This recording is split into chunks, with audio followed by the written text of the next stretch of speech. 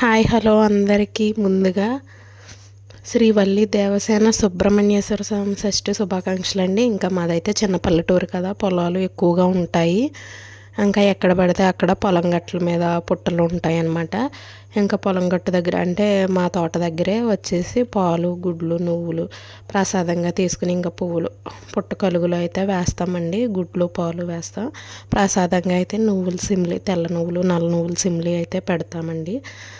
ఇంకా పాములకి ఎక్కువగా మనం భయపడుతూ ఉంటాం కదా, పొలాల్లో కూడా ఎక్కువగా తిరుగుతూ ఉంటాయి. ఇంకా అసలు ఎందుకు పాలు పోస్తాం, పుట్టలో పాలు పోయడం, గుడ్లు గట్ట ఎందుకు వేస్తూ ఉంటామంటే వాటిని చూసి ఎక్కువగా భయపడకుండా ఉండడానికి ఇలాంటి ఆచారాలు అనేవి పూర్వీకులు పెట్టారని అనుకుంటామండి. ఇంకా సర్పదోషాలు ఉన్న, ఇతర సమస్యలతో ఉన్న సుబ్రహ్మణ్యేశ్వర స్వామిని అండ్ ఇంకా జంట నాగులను పూజించినా కూడా మంచి ఫలితాలు అంటే లభిస్తాయి అంటండి.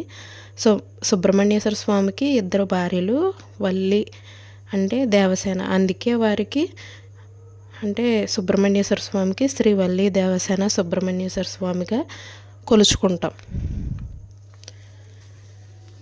ఓకే అండి, ఈ పూజ అయితే మాకు ఈ విధంగా జరిగింది, చాలా బాగా జరిగింది. ఇంకా గుడికి కూడా వెళ్ళామండి. అక్కడ కూడా కోలాటం, ఇంకా గుడి కూడా చాలా బాగా అలంకరించారు. పుట్ట దగ్గర అయితే పలహారాన్ని తీసుకున్నామండి. నల్ల నువ్వులు, తెల్ల నువ్వులు మిక్సీ పట్టి పలారం, బెల్లంతో కలిపిన పలారం, అరటిపళ్ళు, తేగలు, బొర్రగుంజు ఇవన్నీ మొత్తం పలారంగా అయితే పెడతామండి. పుట్ట దగ్గర కాసేపు ఉంచి పలారం అయితే మేము కూడా తీసుకుంటామండి.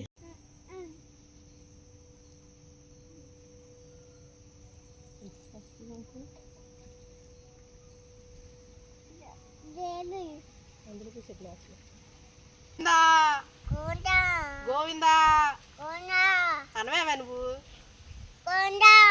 నువ్వను తమ్ముడు అంటున్నాడు చక్కగా. గోవిందా గోవిందా గోవిందా గోవిందా. జై శ్రీరామ్, జై శ్రీరామ్. పలారం గట్టిగా పుట్టుగాడు. జై శ్రీరామ్, జై హనుమాన్.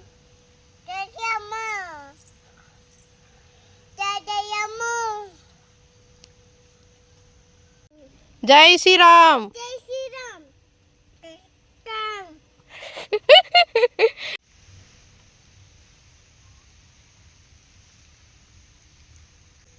నవ్వు పండు,